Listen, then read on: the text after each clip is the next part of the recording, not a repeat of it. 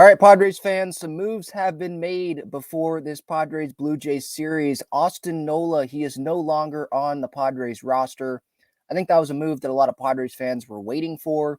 Luis Campusano, he had that thumb sprain, and then I believe he ended up having surgery. So that delayed him becoming the starting catcher of the team. That was months ago, obviously, right? And then Padres, they go get Gary Sanchez, hot start. So obviously he's the starting catcher, and he has been the starting catcher, even with him cooling down here as of late, right? So Nola's been the backup. We've just been waiting for Luis Campusano to come back from that thumb sprain. And now that he is coming back here, Nola's time is done, at least temporarily. Don't know if he's going to get called up at some point later this year. Maybe Gary Sanchez, I don't see it happening, but maybe Gary gets traded because it's on a 1-year deal, obviously, here. It's not like he's on a multi-year contract. And maybe Nola ends up coming back up if they can get something for Gary if this season's going to go down the toilet, We'll see. We'll see what happens there. But with the Nola move, I'm not surprised by it, obviously. I just didn't know when Campy was going to be ready to come up. So I'm not, obviously, we shouldn't be shocked that Nola is sent down. This is a move that obviously a lot of Padres fans have wanted. This guy was like meaningless to this Padres team on the field for these last couple of weeks. He played one game since, I think, July 2nd, which was during the doubleheader day. I think that's when it was. When was that? July 15th? Yeah, that's Saturday. And he went 1 for 4 to improve his average to 146 on the year. He has one home run, and it was in Mexico, where it was a lot easier to hit home runs. 8 runs driven in the entire season. 31 OPS plus, and a league average OPS plus is 100. 31. OPS well under 500 at 452, hitting 146, on base percentage well under 300, just not helping the team. He doesn't throw guys out, and Gary Sanchez has a better shot at doing that. He has more power.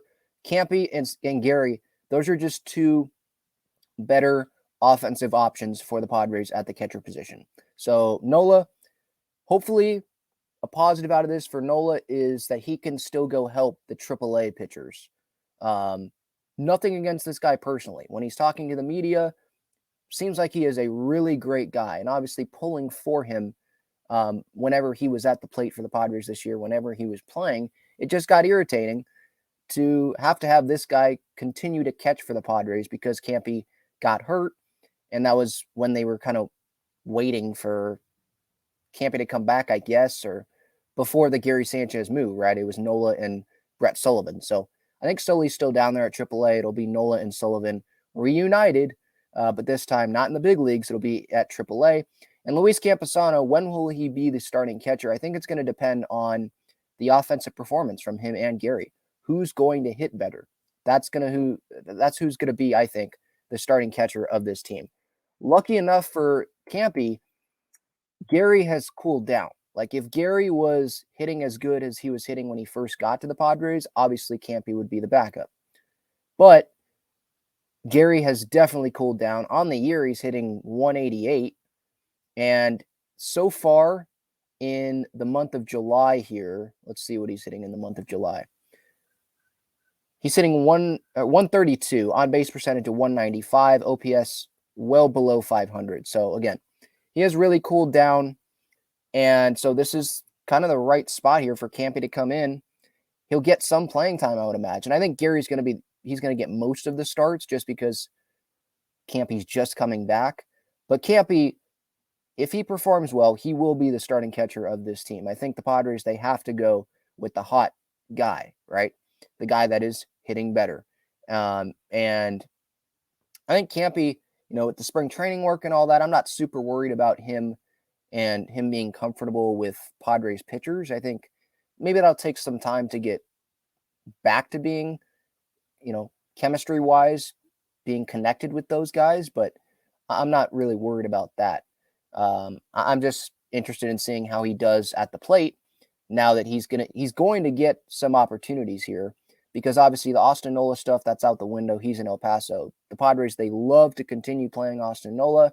Maybe Campy didn't get the best opportunity, but with Gary cooling down here, I think the Padres have to give Campy a chance. And let's say this Padres season continues to go like this, then they're going to give Campy more starts because he's the guy that has probably the long-term future here with the Padres.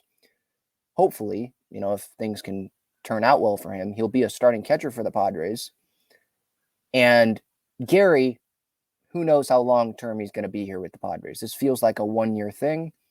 Maybe he just goes with Snell because that's working out. Maybe he goes wherever Snell goes in free agency and is the backup catcher there and only catches for Snell.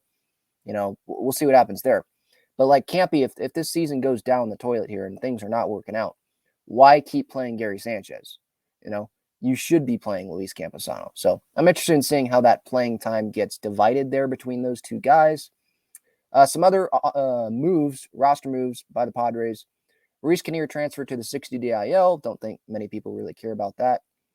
Odor was DFA'd. Dixon was sent to El Paso. Dixon had some good moments, but he also, kind of like Brandon Dixon, or excuse me, not Dixon. Dixon like Odor. They both had some good moments there at the beginning, and then they've kind of cooled off. And some Padre fans were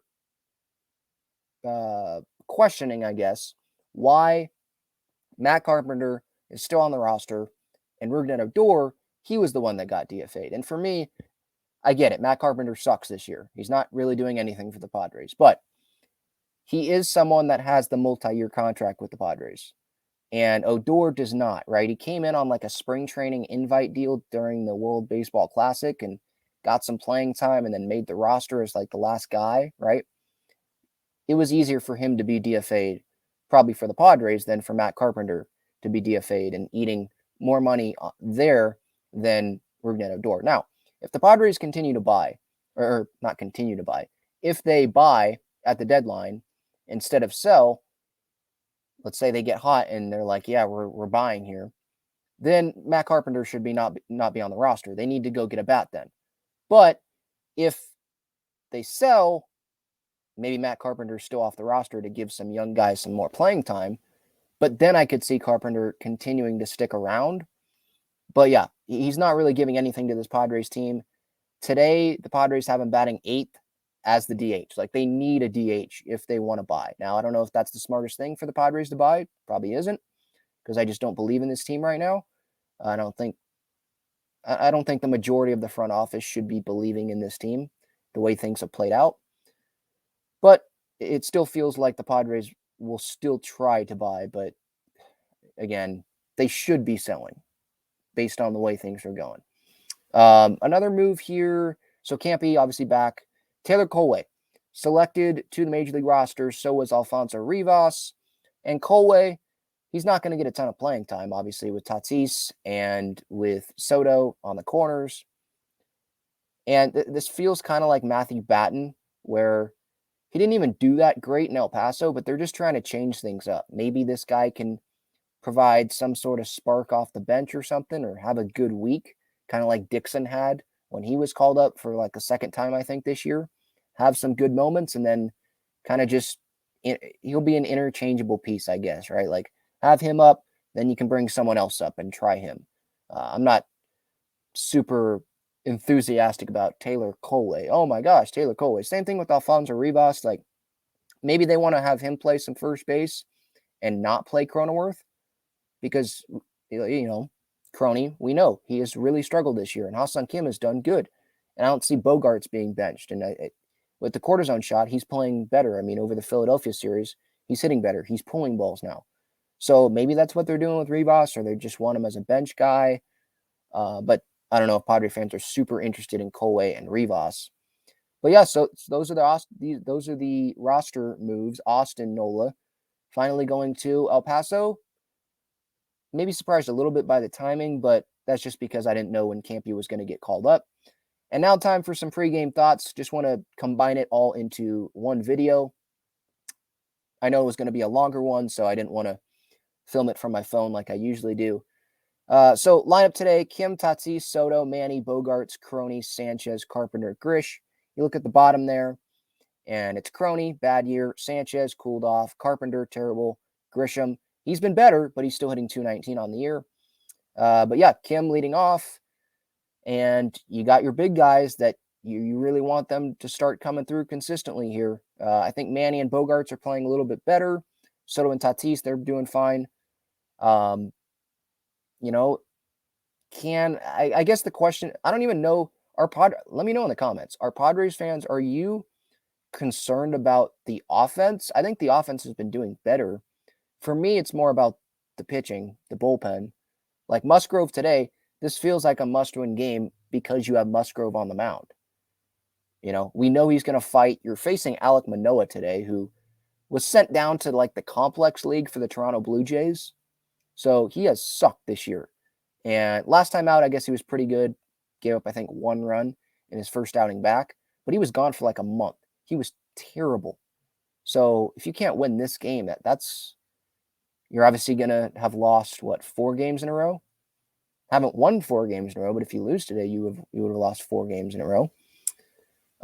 So yeah, this really does feel like a critical game for the Padres. But we said that about the Padres series against the Phillies over the weekend,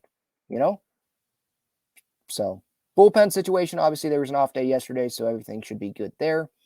And it feels like we're at a point where Hader should be used regardless of what the situation is.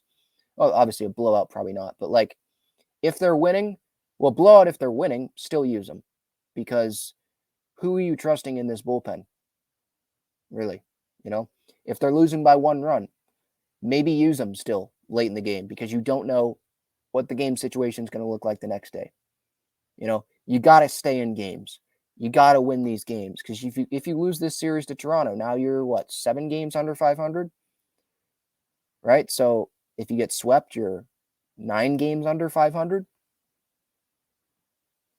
You have to win these games, and so you have to use your high leverage guys, even if typically you wouldn't use those high leverage guys based on the situation. Well, Bomel has to be like, who freaking cares what the situation is?